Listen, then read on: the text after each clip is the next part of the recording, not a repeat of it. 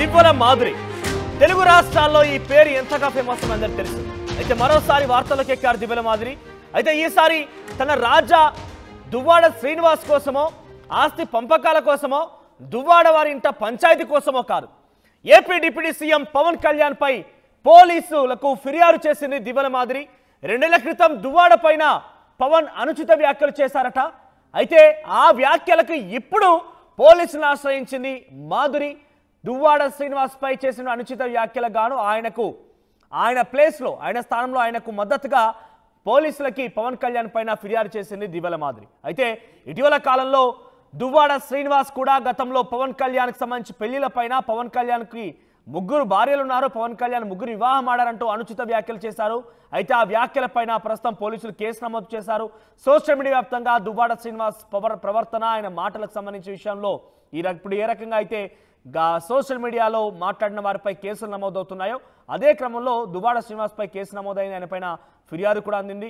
ఆయనను ఏ క్షణమైనా అరెస్ట్ చేసే అవకాశం ఉన్న నేపథ్యంలోనే ఆయన పరారులో ఉన్నారు. అయితే అరెస్ట్ చేయకుండా ఉండాలి అని చెప్పి పవన్ కళ్యాణ్ పై రివర్స్ అటాక్లో భాగంగా పవన్ కళ్యాణ్ పై కూడా ఆయన అంటే తన మాధురితో కలిసి ముఖ్యంగా మాధురి చేత ఫిర్యాదు చేయించారు. ప్రస్తుతం పోలీస్ స్టేషన్లో ఆవిడ ఫిర్యాదు చేశారు.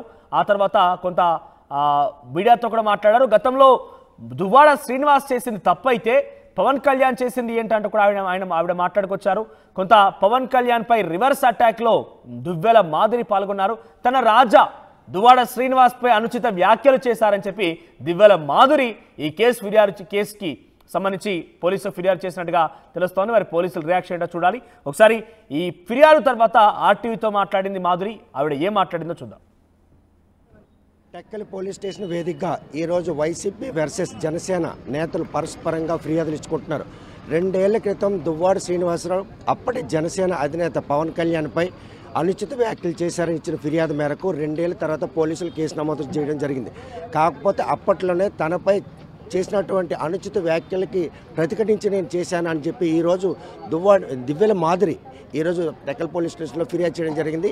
ఈ పరస్పర ఫిర్యాదుల మేరకు ఈ ప్రస్తుతం అప్పట్లో జనసేన అధినేతగా ఉండి ఇప్పుడు మాత్రం డిప్యూటీ సీఎంగా ఉన్నారు. ఏ ఫిర్యాదుని పరిగణనలో పోలీసులు తీసుకుంటారు. ఇప్పటికే దువ్వాడ శ్రీనిపై కేసు నమోదు చేసిన పోలీసులు ఎఫ్ఐఆర్ నమోదు చేశారు. ఏ క్షణానైనా అరెస్ట్ చేయడానికి మాత్రం రంగం సిద్ధం చేశారు. మరి ఈవిడ ఇచ్చినటువంటి ఫిర్యాదుని ఏ విధంగా పోలీసులు యాక్సెప్ట్ చేస్తారని అసలు ఏమైనా పోలీసులు అందరు ఫిర్యాదులు నమోదు చేసుకున్నారు. అసలు 2 ఏళ్ల తర్వాత మళ్ళీ మీరు అదే తప్పు చేస్తున్నారు. వాళ్ళే 2 ఏళ్ల తర్వాత ఫిర్యాదు చేశారని చెప్తున్నారు. మరి మీరు 2 ఏళ్ల తర్వాత ఫిర్యాదు చేయడం ఆంతర్యం ఏంటి? మేము 2 ఏళ్ల తర్వాత ఫిర్యాదు చేయట్లేదండి. గత నెలగా వచ్చిన సోషల్ మీడియా పోస్టుల వేదికగా మేము కంప్లైంట్ చేస్తున్నాం. మేము 2 ఏళ్ల ముందు వచ్చిన వాటి మీద మేము కంప్లైంట్ చేయలేదు. ఈ జస్ట్ 1 మంత్ నేను ఆల్రెడీ ఎవిడెన్స్ సహా ఇచ్చాను. జస్ట్ అక్టోబర్లో వచ్చిన వాటికి నేను యాక్షన్ తీసుకోమని ఇచ్చాను. అది కూడా ఏంటి, మన అసెంబ్లీలో మహిళల రక్షణకి పెద్దపీట వేస్తామని కూటమి ప్రభుత్వం చెప్పిన తర్వాత మాకు కొంచెం నమ్మకం కుదిరింది. ఓకే, వీళ్ళు అసెంబ్లీ సాక్షిగా చెప్తున్నారు కదా, సో మా మీద ఏమైనా మేము కంప్లైంట్ వేస్తే యాక్షన్ తీసుకునే అవకాశాలు ఏమైనా కనిపిస్తాయి. ఈ ఫిర్యాదులో దువ్వాడ శ్రీనివాస్ పవన్ కళ్యాణ్ చేసిన వ్యాఖ్యలు ఫిర్యాదా లేకపోతే మహిళల రక్షణ లేదని ఫిర్యాదు? మహిళలకి రక్షణ లేదని ఫిర్యాదు. అంటే ఓన్లీ సోషల్ మీడియా కార్యకర్తలనే మీరు హైలైట్ చేసి టార్గెట్ చేస్తున్నారు తప్పితే మహిళల్ని మీరు రక్షించట్లేదు. మహిళల్ని టార్గెట్ చేసే వాళ్ళని మీరు రక్షించట్లేదు.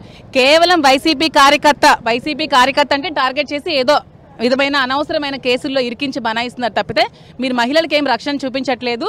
చూపిస్తే మీరు చూపించండి. ఇప్పుడు మీరు రక్షణ చూపిస్తామని మీరు ఒప్పుకున్నట్లయితే, మీరు మహిళల రక్షణకే పెద్దపేట మేము వేసాము, మహిళల రక్షణే మాకు ముఖ్యం అనుకుంటే, ఇప్పుడు సోషల్ మీడియా వేదికగా మా మీద అనుచితమైన వ్యాఖ్యలు చేస్తూ నీచంగా పోస్టులు పెడుతూ ఇచ్చినటువంటి ఒక పోస్ట్ ఏదైనా ఆ అనుచిత వ్యాఖ్యల పోస్ట్ ఏదైనా ఉంటే కంప్లైంట్ ఉన్నాయండి. అది చాలా పెద్దది. మీకు విత్ ఎవిడెన్స్ సహా ఉన్నాయి. ఈ మధ్యన సోషల్ మీడియాలో వైరల్ చేస్తున్నారు సార్ మీద. అదైతే చిన్న వీడియో క్లిప్పింగ్ ఉంది. మా మీద అయితే యూట్యూబ్ లింక్లు అండి అవన్నీ. సార్ మీద అయితే చూడండి, సార్కి 2 years బిఫోర్ పెట్టారే, మరి ఇప్పుడు ఈ విధంగా నీచంగా ఒక ఎమ్మెల్సీ, తను ఒక ఎమ్మెల్సీ కౌన్సిల్ మెంబర్గా ఉన్నారు. చూడండి,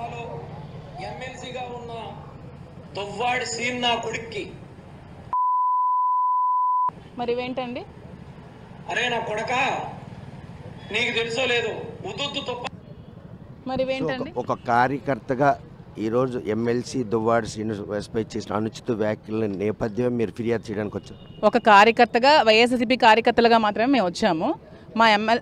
ఎప్పుడో 2 years బ్యాక్ శ్రీనివాస్ గారు ఏవో అనుచితమైన వ్యాఖ్యలు చేశారని మీరు కంప్లైంట్ తీసుకున్నారు కదా. సో ఇప్పుడు దువ్వాడ శ్రీనివాస్ గారి మీద మీరు అనుచితమైన వ్యాఖ్యలు చేస్తూ పోస్టులు పెడుతున్నారు కదా, వాళ్ళ మీద యాక్షన్ తీసుకోవాలని అడుగుతూ మహిళలకి రక్షణకి పెద్దపేట వేశామని చెప్పుకునే ప్రభుత్వం ఇప్పుడు ఒక మహిళగా నా మీద అనుచితమైన వ్యాఖ్యలు జనసేన వాళ్ళు పోస్టులు పెడుతున్నారు, సోషల్ మీడియా వేదికగా కొన్ని యూట్యూబ్ ఛానల్స్లో పెడుతున్నారు. సో దాని మీద మీరు యాక్షన్ తీసుకోవాలని అడుగుతున్నాను. సో నేను కంప్లైంట్ పెట్టడం జరిగింది, దాని మీద ఎంతవరకు యాక్షన్ తీసుకుంటారో వేచి చూడాలి. మరి ఇప్పటికే దువ్వాడ శ్రీనివాస్ ఎఫ్ఐఆర్ నమోదైంది, ఏ క్షణాన్నైనా అరెస్ట్ చేసేందుకు రంగం సిద్ధం చేశారు. ఈ నేపథ్యంలో మీరు ఇచ్చినటువంటి ఫిర్యాదుకి పోలీసులు ప్రాధాన్యత ఇస్తారనుకుంటున్నారు. మరి ప్రాధాన్యత ఇస్తారంటే కూటమి ప్రభుత్వం చెప్పిన మాటలన్నీ అబద్ధాలా, నిజాలు కావా? కూటమి ప్రభుత్వం మన అసెంబ్లీ సాక్షిగా హోమ్ మినిస్టర్ గారు ఏం చెప్పారు? అంతే గారు, ఏ మహిళకైనా సోషల్ మీడియాలో పోస్టులు ఎవరైనా అసభ్యకరంగా పెడితే ఖచ్చితంగా యాక్షన్ తీసుకుంటామని అసెంబ్లీ సాక్షిగా హోమ్ మినిస్టర్ గారు చెప్పడం జరిగింది. సో హోమ్ మినిస్టర్ గారు చెప్పారు కాబట్టి మేము యాక్షన్ తీసుకుంటారనే నమ్మకంతో, సుదుద్దేశంతో మాత్రమే మేము వచ్చి కంప్లైంట్ చేయడం జరిగింది.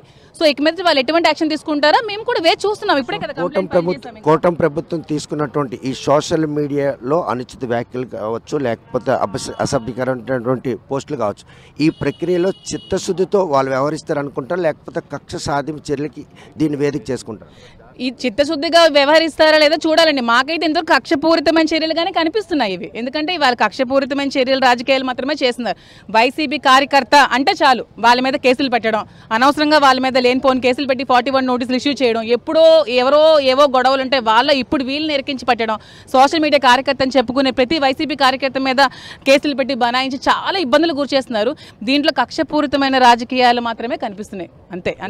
నమోదైంది. అరెస్ట్ నేపథ్యంలో దువ్వాడ శ్రీనివాసరావు పరారిలో ఉన్నారు, నిజమేనా? దువ్వాడ శ్రీనివాస్ పరారిలో ఉండాల్సిన అవసరం దువ్వాడ శ్రీనివాస్కి లేదండి. అతను తుపాకీ గుళ్ళకి ఎదురెళ్ళిన వ్యక్తి దువ్వాడ శ్రీనివాస్ గారు, అది అందరికీ తెలుసు. దువ్వాడ శ్రీనివాస్ అతను మా ఇంట్లోనే ఉన్నారు, ఎక్కడికి వెళ్ళిపోయి పిరికి పందలాగా పారిపోవాల్సిన అవసరం లేదు.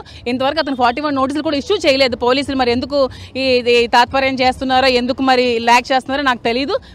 మేము కూడా సోషల్ మీడియాలో చూడడం మాత్రమే మాకు తెలిసింది. కంప్లైంట్ ట్రై చేస్తారని మాకు ఇంతవరకు ఎటువంటి నోటీసులు కూడా ఇష్యూ చేయలేదు. ఇంకా పకడ్బందీగా ఆయన్ని అరెస్ట్ చేసేందుకు ప్రక్రియలో భాగంగానే 41 నోటీస్ ఇష్యూ చేయడం కారణం మాకు కూడా అనిపిస్తుంది. పకడ్బందీగా అతను అరెస్ట్ చేయాలనే 41 నోటీసులు ఇష్యూ చేయకుండా ఇలాగా ల్యాక్ చేస్తున్నారేమో అనిపిస్తుంది. ఎందుకంటే ఎప్పుడో 2 years బిఫోర్ అతను చేసినట్టు వ్యాఖ్యల్ని పట్టుకొని, అది కూడా పవన్ కళ్యాణ్ గారు మా మంత్రులు చెప్పు తీసి కొడతామంటే దానికే రియాక్ట్ అయ్యి అతను మాట్లాడాల్సి వచ్చింది. కానీ తను ఇంటెన్షనల్గా ఏమీ మాట్లాడని వ్యాఖ్యానాలు అయితే కాదు. అతను పవన్ కళ్యాణ్ గారు చెప్పు తీసి మినిస్టర్లను కొడతామని చెప్తే దానికి రియాక్ట్ అయ్యి అతను మాట్లాడడం జరిగింది.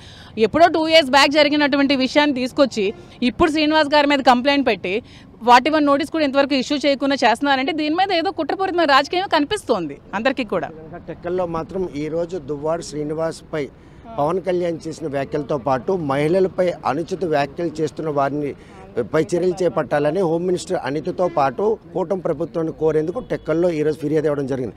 ఇప్పటికే ఎఫ్ఐఆర్ నమోదు చేసి ఏ క్షణానైనా అరెస్ట్కి రంగం సిద్ధం చేసిన పోలీసులు దువ్వాడ శ్రీనివాస్ను మాత్రం అరెస్ట్ చేస్తారు. కానీ 41 నోటీస్ ఇప్పటివరకు ఇవ్వకుండా తత్సారం చేస్తున్నారంటే వ్యూహాత్మకంగా ఆయన అరెస్ట్కి మాత్రం ఒక కుట్రపూరితమైనటువంటి ప్రక్రియ మాత్రం వెనక నడుస్తుందనే ఒక అభిప్రాయాన్ని మాత్రం మాధురి వ్యక్తం చేస్తున్నారు. వీడియో జర్నలిస్ట్ రామకృష్ణతో సత్యం, RTV శ్రీకాకుళం.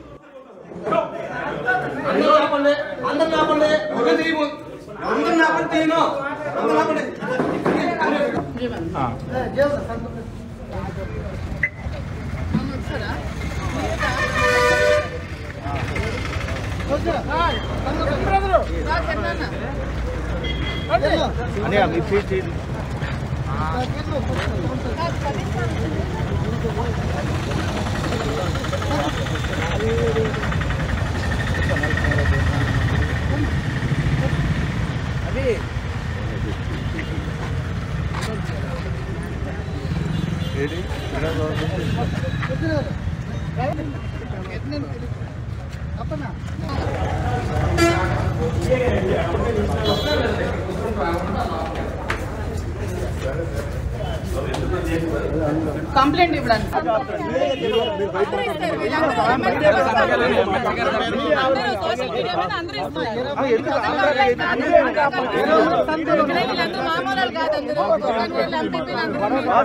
సీఎం గారు, డిప్యూటీ సీఎం గారు, హోమ్ మినిస్టర్ గారు సోషల్ మీడియాలో పార్టీకి సంబంధం లేకున్నా ఎవరి మీద అనుచిత వ్యాఖ్యలు చేసినా చాలా కఠినమైన చర్యలు తీసుకుంటారని చెప్పి వాళ్ళు చెప్పడం జరిగింది. సో అది విని మాకు నమ్మకం కుదిరి మా ఎమ్మెల్సీ దువ్వాడ శ్రీనివాస్ గారి మీద, ఇంకా నేను వైసీపీ కార్యకర్తలు నేను మాధురి అనే నా మీద చాలా అసభ్యకరంగా సోషల్ మీడియాలో పోస్టులు పెట్టారు.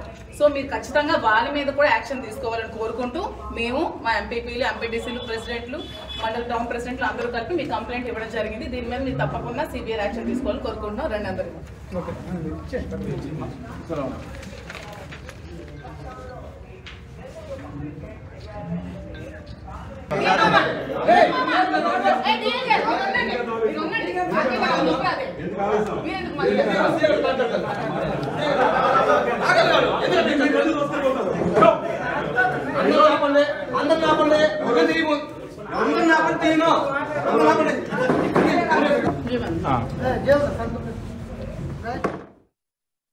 ఆర్టీవీ యాప్ వార్తల్ని క్షణాల్లో చదివే అవకాశం ఉంటుంది. ఒక న్యూస్ పేపర్, ఒక టెలివిజన్ ఛానల్ మీ చేతుల్లో ఎప్పుడూ ఉంటాయి.